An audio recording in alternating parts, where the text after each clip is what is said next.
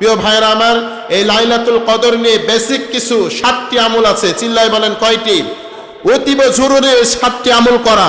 আমাকে আপনাকে মনে রাখতে হবে, বিশেষ করে যুবক ভাই যারা রয়েছে। যুবকেরা কিন্তু ইবাদত শর্টকাট ইবাদত করতে চায়, কম ইবাদত করতে চায়, মূল্য বেশি চায়, ঠিক কিনা? তাহলে তোমাদের জন্য মূল বাছাইকৃতভাবে আল্লাহর হাবিব সাল্লাল্লাহু আলাইহি সাল্লাম যে 7টি ইবাদত করতেন বেশি বেশি, এই 7টি ইবাদত আমি তোমাদের জন্য লিপিবদ্ধ করে নিয়ে এসেছি। তোমাদের জানার দরকার আছে না নাই? শুধু জানলে হবে না, ইবাদতও করতে হবে, আমল করবা না ইনশাআল্লাহ। নাম্বার 1, দান করতে বলেছেন। কোন যুবকের কাছে 1 টাকা নাই এমন যুবক আছে বাংলাদেশে? পাওয়া যাবে না। 1 টাকা আছে এমন যুবক হাজার হাজার আছে, ঠিক কিনা? 1 টাকাও যদি থাকে দান করবা, কারণ 1000 মাস যদি গাণিতিক ভাষায় তুমি যোগ করো তাহলে 83 বছর 4 মাস।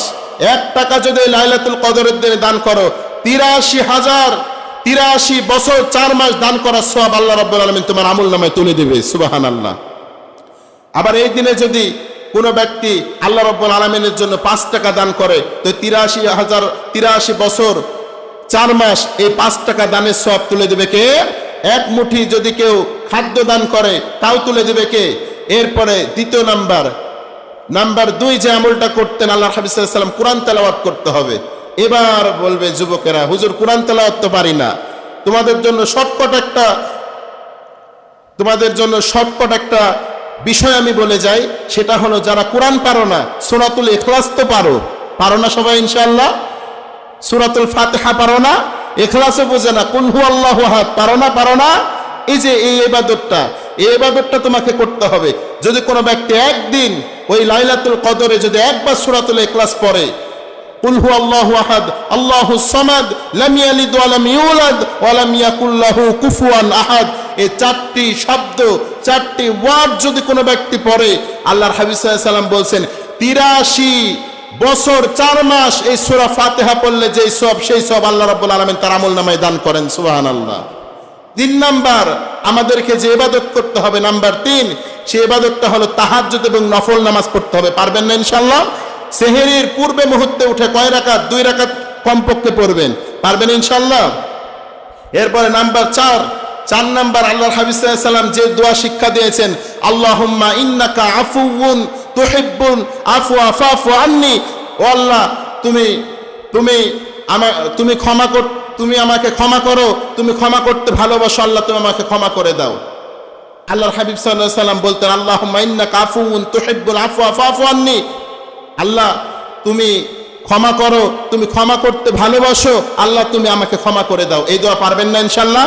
আমার সাথে বলেন, আল্লাহুম্মা ইন্নাকা আফুউন তুহিব্বুল আফওয়া ফাফু আন্নি। পারবেন না ইনশাআল্লাহ এই দোয়া পড়তে? 5 নাম্বার আমাদের যেটা করতে হবে, জিকির করতে হবে। কি করতে হবে? জিকির করতে হবে। সুবহানাল্লাহ, আলহামদুলিল্লাহ, লা ইলাহা ইল্লাল্লাহ, ওয়াল্লাহু আকবার। পারবেন না বলতে? সুবহানাল্লাহি ওয়া বিহামদিহি সুবহানাল্লাহিল আযীম, এগুলো পড়তে হবে। তাসবিহগুলো রাতে বেশি বেশি পড়তে হবে, আল্লাহর হাবিব সাল্লাল্লাহু আলাইহি সাল্লাম বলেছেন। এরপরে রাতের বেসিক 6 নাম্বার আমল হলো, এই রাতে আমাদেরকে জামায়াতের সাথে নামাজ পড়তে হবে। কমপক্ষে ফজর এবং এশার নামাজটা জামাতের সাথে পড়তেই হবে। রমজানের শেষ 10 দিন অথবা বিজর এই 5 দিন আমাদেরকে জামাতের সাথে নামাজ পড়তে হবে। কারণ লাইলাতুল কদর কোন রাত্রে পড়েছে আমরা বলতে পারবো? জামাতের সাথে নামাজ পড়তে হবে। নাম্বার 7 আমাদেরকে ইস্তেগফার পড়তে হবে। কি পড়তে হবে প্রিয় ভাইয়েরা আমার? আল্লাহর হাবিব সাল্লাল্লাহু আলাইহি ওয়াসাল্লাম বলেছেন, মাল্লাযিমাল ইস্তিগফার জাআলাল্লাহু লাহু মিন কুল্লি দিকিন মাখরাজা। আল্লাহর হাবিব সাল্লাল্লাহু আলাইহি ওয়াসাল্লাম বলছে, যে ব্যক্তি ইস্তিগফারের সাথে আঠার মতো লেগে থাকে, তা আল্লাহ রাব্বুল আলামিন তার সমস্ত বিপদ দূর করে দেয়, তার রিজিকের সংকট দূর করে দেয়, তার মুস্তাজাবুদ দাওয়া বানিয়ে দেয়। চিল্লায়ে বলেন সুবহানাল্লাহ। মুস্তাজাবুদ দাওয়া আবার কি? যে দোয়া করবে আল্লাহর কাছে সেই দোয়াই কবুল হবে। পারবেন না ইনশাআল্লাহ? এই আমলগুলো করতে পারবেন? এরপরে আসেন নাম্বার শেষে যে আমল, সেটা হলো ইতিকাফ করতে হবে। কি করতে হবে? আল্লাহর হাবিব সাল্লাল্লাহু আলাইহি ওয়াসাল্লাম ইতিকাফের ফজিলত বর্ণনা করেছেন। এবার আসেন ইতিকাফ কয় প্রকার? ইতিকাফ হলো 3 প্রকার। চিল্লায় বলেন কয় প্রকার? নাম্বার 1, ইতিকাফ হলো ওয়াজিব ইতিকাফ। ওয়াজিব, সুন্নতে মুআক্কাদা, কিফায়া। আর আরেকটা হলো নফল ইতিকাফ বা মুস্তাহাব। ওয়াজিব ইতিকাফ হলো মান্যতের ইতিকাফ। আপনার সন্তান হয় নাই, ছেলে সন্তান হলে আল্লাহর কাছে বলছেন, আল্লাহ আমার সন্তান হয় নাই, 10 বছর হয়ে গেল, 20 বছর হয়ে গেল, আল্লাহ আমার যদি একটা সন্তান দাও, আল্লাহ আমি 10 দিন অথবা 20 দিন ইতিকাফ করব। তো মসজিদে 10 দিন 20 দিন রোজা রেখে আপনাকে ইতিকাফ করতে হবে, এর নাম হলো ওয়াজিব ইতিকাফ। সুন্নতে মুআক্কাদা কিফায়া ইতিকাফ হলো আল্লাহর হাবিব সাল্লাল্লাহু আলাইহি ওয়াসাল্লাম করেছেন, পড়েন সুবহানাল্লাহ। আল্লাহর হাবিব সাল্লাল্লাহু আলাইহি ওয়াসাল্লাম রমজানের শেষ দশকে মসজিদে চলে যেতেন, আর আসতেন না মসজিদ থেকে। মসজিদে যাওয়ার পরে আল্লাহর হাবিব সাল্লাল্লাহু আলাইহি ওয়াসাল্লাম 10 দিন ইতিকাফ করতেন। আর ইতিকাফের ফজিলত আল্লাহর হাবিব সাল্লাল্লাহু আলাইহি ওয়াসাল্লাম বর্ণনা করছেন, কোন ব্যক্তি যদি নিষ্ঠার সাথে আল্লাহকে খুশি রেখে যদি ইতিকাফ করতে পারে রমজানের শেষ দশকের 10 দিন, আল্লাহ রাব্বুল আলামিন 2টা কবুল হজ এবং 2টা কবুল উমরা সওয়াব তার আমলনামায় দান করে দেয়। 2টা কবুল হজ, 2টা কবুল উমরা সওয়াব দান করে দেয়। অনেক মানুষ হজ করে বারবার, কবুল হয়েছেন নিশ্চয়তা কেউ দিতে পারবে?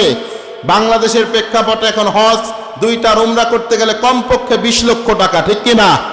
এর থেকে বেশিও লাগতে পারে। প্রিয় ভাইরা আমার, এই 10টা দিন যদি আল্লাহর সান্নিধ্যে মসজিদে কাটান, 2টা হজ 2টা উমরা সওয়াব দান করবে কে? আবার আল্লাহর হাবিব সাল্লাল্লাহু আলাইহি ওয়াসাল্লাম দ্বিতীয়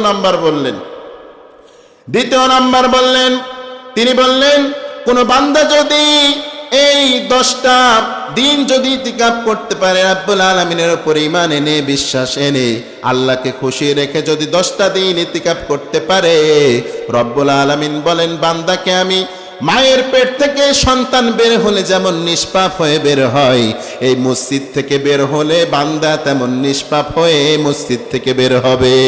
সুবহানাল্লাহ। অর্থাৎ গুনাহমুক্ত হয়ে মসজিদ থেকে বের হবে। শাওয়ালের চাঁদে যখন বান্দা বের হবে, নিষ্পাপ গুনাহমুক্ত হয়ে কুলুষিত করে বের করবে কে? রব্বুল আলামিন বের করবে। সে রব্বুল আলামিন বলছেন কত সুন্দর করে আল্লাহর হাবিব সাল্লাল্লাহু আলাইহি ওয়াসাল্লামকে লাইলাতুল কদরের যে টপিকস, লাইলাতুল কদরের যে আমল, লাইলাতুল কদরের যে গুরুত্ব, সবকিছুই এই কোরআনের মধ্যে বর্ণনা করে দিয়েছে কে?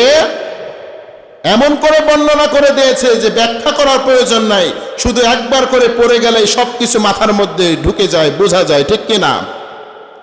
আবার আল্লাহর হাবিব সাল্লাল্লাহু আলাইহি ওয়াসাল্লাম বলেন, তোমরা ইতিকাফ করে মসজিদে রমজানের শেষের 10 দিন, কারণ মান আহাব্বা সুন্নতি ফাকাদ আহাব্বানি ওয়া মান আহাব্বানি কানা মাই ফিল জান্নাহ। যে ব্যক্তি আমার সুন্নতকে ভালোবাসলো সে আমি নবীরে ভালোবাসলো, আর যে আমি নবী মুহাম্মদ সাল্লাল্লাহু আলাইহি ওয়াসাল্লামকে ভালোবাসলো আমি ওই ব্যক্তির সাথে জান্নাতের মধ্যে একসাথে থাকব। সুবহানাল্লাহ। তাহলে নবীর সাথে জান্নাতে থাকতে আমাদের মন চায় কি চায় না? নবীরে ভালোবাসতে চায় কি চায় না মুসলমান? এই নবীরে ভালোবাসে কে কে? হাত তুলে আল্লাহরে দেখাও।